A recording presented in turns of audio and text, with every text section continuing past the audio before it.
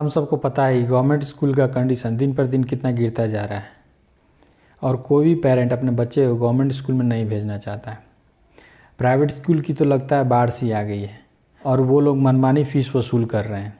आज हम इस वीडियो में गवर्नमेंट स्कूल को कैसे सुधारा जाए उसके बारे में डिस्कस करेंगे और मैं करंट इंडियन एजुकेशन को सुधारने के 3 प्रैक्टिकल सॉल्यूशंस के बारे में डिस्कस करूंगा। तो सॉल्यूशन पे बात करने से पहले ये जान लेते हैं कि आखिर प्रॉब्लम है क्या। देखिए, पहला प्रॉब्लम है quality of education.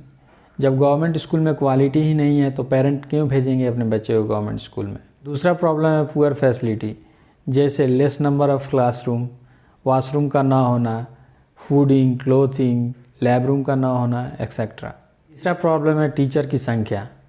Government school में टीचर की संख्या बहुत ही कम है। चौथा प्रॉब्लम है लोगों का माइंडसेट, जैसे लोगों का इंग्लिश लैंग्वेज से खास प्रेम। कोई भी पेरेंट अपने बच्चे को इंग्लिश लैंग्वेज में ही पढ़ाना चाहता है।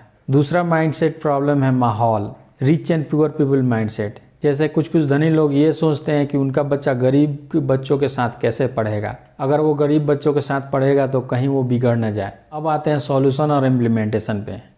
हमें करंट इंडियन एजुकेशन व्यवस्था में 3 महत्वपूर्ण चेंजेस करने पड़ेंगे। पहला चेंज, हर एक 1 किलोमीटर पे कम से कम एक स्कूल होना चाहिए और ये स्कूल कक्षा 1 से 10 तक होना चाहिए। मेरे हिसाब से स्कूल बिल्डिंग कम से कम 3 फ्लोर का होना चाहिए और हर एक फ्लोर पे कम से कम 8 रूम में, जिसमें एक सीढ़ी रूम और एक वॉशरूम निकाल दीजिए तो टोटल हुआ 6 रूम्स। तो 6 रूम एक फ्लोर पर, मतलब हमारे पास है 18 रूम और 10 क्लास के लिए 10 रूम चाहिए। बाकी बचे 8 रूम। 8 रूम को हम office room, lab room, canteen etcetera बना सकते हैं। देखिए, मैं ये क्यों बोल रहा हूँ कि हर एक 1 किलोमीटर पे कम से कम एक स्कूल होना चाहिए।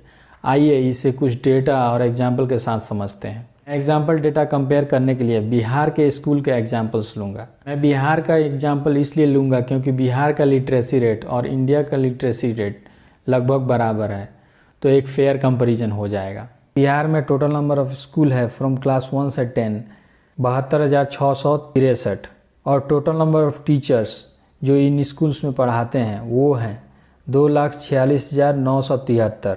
आप इस डेटा से देख सकते हैं कि मेन प्रॉब्लम का जड़ स्कूल का बदलना है।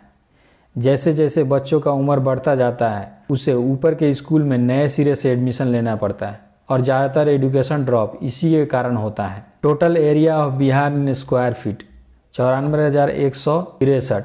मेरे पहले सजेशन के हिसाब से हमें बिहार में उतने ही स्कूल्स चाहिए। अभी के समय में टोटल नंबर ऑफ स्कूल है 2,46,973, लगभग 1.5 लाख ज़्यादा।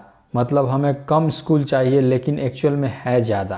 तो जैसा मैं स्कूल बोल रहा हूँ जिसमें क्लास 1 से 10 तक की पढ़ाई होती हो, उसको बनाने के लिए कुछ भी पैसा का ज़रूरत नहीं है क्योंकि हमारे पास 1.5 लाख स्कूल ज़्यादा है। मतलब एजुकेशन डिपार्टमेंट के पास इतना ज़मीन एक्स्ट्रा है, तो इसको सेल कीजिए और 1 लाख बढ़िया स्कूल बनाइए। मेरे समझ से ये कोई भी कंपनी फ्री में बनाने के लिए तैयार हो जाएगा। अब आते हैं टीचर्स की संख्या पर। एक स्कूल में लगभग 12 टीचर चाहिए, तो टोटल हुआ 94,163 इंटू 12 इजकल टू 11,29,956। और अभी के डेट में टोटल नंबर ऑफ टीचर्स हैं 2,46,973, लगभग 9 लाख कम टीचर्स। सबसे ज़्यादा एजुकेशन सिस्टम यही पे मार खाता है। तो इतने टीचर्स को तो गवर्नमेंट को किसी भी हालत में हायर करना ही पड़ेगा, दूसरा और कोई चारा नहीं है। इसका सबसे बड़ा मेन प्रॉब्लम हो जाता है बजटिंग का। तो हम देखते हैं कि हमें इतने सारे टीचर्स को सैलरी देने के लिए कितना पैसा चाहिए और बिहार गवर्नमेंट एजुकेशन पे कितना खर्च करती है। अभी के डेट में बिहार स्कूल टीचर्स का एवरेज सैलरी 10 से 20,000 मंथली है।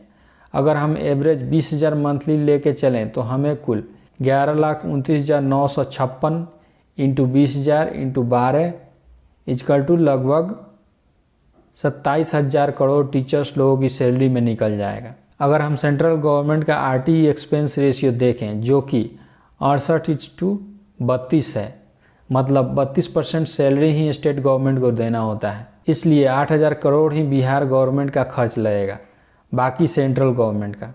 बिहार के 2021-22 का एजुकेशन बजट है 38,035 करोड़।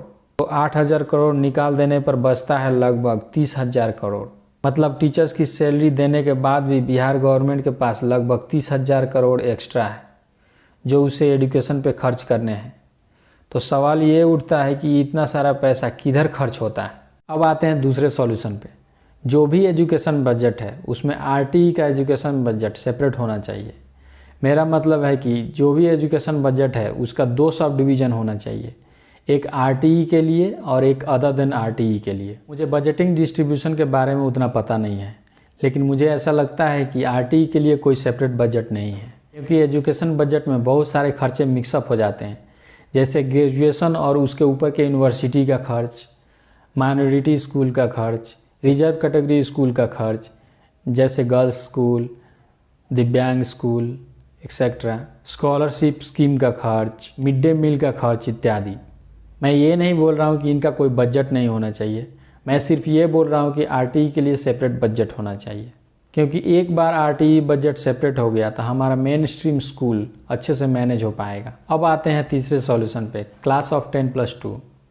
मेरे हिसाब से 10+2 को हटाना चाहिए और 10th के बाद डायरेक्ट ग्रेजुएशन में एडमिशन होना चाहिए। देखिए 10+2 के साथ प्रॉब्लम क्या है कि ये आरटीई के अंतर्गत नहीं आता है और कोई भी ग्रेजुएट कॉलेज या यूनिवर्सिटी या जो स्कूल्स आरटीई के अंदर हैं वो लोग इसका जिम्मेदारी नहीं लेना चाहता है। आजकल के बच्चे बहुत ही समझदार हो गए हैं और वो चीज़ों को जल्दी टैकल करने लगे हैं। मैं ये अक्सर देखता हूँ कि छोटे क्लास के बच्चे जैसे क्लास 1 से 5 तक के बच्चे का सिलेबस जल्दी ही ख़त्म हो जाता है। तो मेरा सुझाव ये है कि 10th तक में जो भी सिलेबस डालना है डाल दीजिए और उसके बाद 10th के बाद डायरेक्ट ग्रेजुएशन का प्रावधान रखिए। और जहाँ तक माहौल और आदत की बात है, मेरे हिसाब से एक नैतिक शिक्षा की एलिमेंट्री बुक होनी चाहिए जिसमें क्या कैसा आदत होना चाहिए, कैसे कपड़े पहनना चाहिए, इन सब बेसिक चीज़ों के बारे में बताया जाए। अब आते हैं इंग्लिश लैंग्वेज वाले माइंडसेट पे। इंग्लिश लैंग्वेज का माइंडसेट चेंज करना थोड़ा मुश्किल ज़रूर है, लेकिन नामुमकिन नहीं है। इसके लिए मैं 2 सुझाव दूंगा। एक, ग्रेजुएट स्कूल में जो भी पढ़ाई हो रहा है वो लगभग हिंदी में किया जाए। दूसरा, हमें ऐसा करना पड़ेगा कि जो भी नौकरी और वैकेंसी निकल रही है उसको फिल करने के लिए इंग्लिश की ज़रूरत ही ना पड़े या बहुत कम पड़े। इंग्लिश वाले प्रॉब्लम से कैसे छुटकारा पाया जाए, इसके लिए मैं एक दूसरा वीडियो बना रहा हूँ।